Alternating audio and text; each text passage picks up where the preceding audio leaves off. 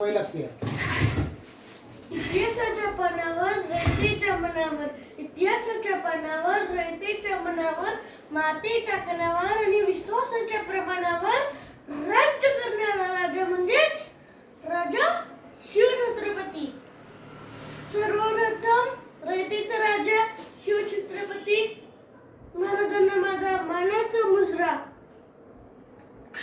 सन्माननीय व्यासपीठ व्यासपीठावरील मान्यवर, उपस्थित माझ्या सर्व बालमित्रांनो, आज 19 फेब्रुवारी हिंदवी स्वराज्याचे स्वप्न साकार करणारे जाणते राजे म्हणजे छत्रपती शिवाजी महाराज यांची आज जयंती.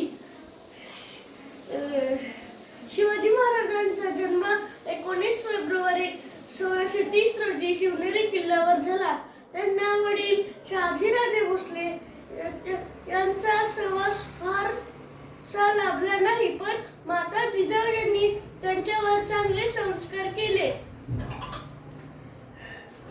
त्यांना रामायण महाभारतातील गोष्टी सांगितल्या आणि यामुळेच शिवरायांनी वयाच्या अवघ्या 15व्या वर्षी रायरेश्वराच्या मंदिरात मुठभर बावळ्यांना घेऊन स्वराज्य स्थापनेची प्रतिज्ञा केली.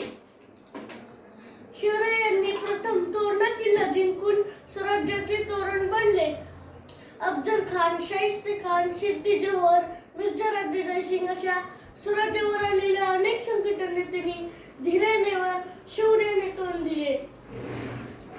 इसवी सन 1674 साली शिवरायांचा राज्याभिषेक झाला आणि जनतेला पहिले छत्रपती मिळाले.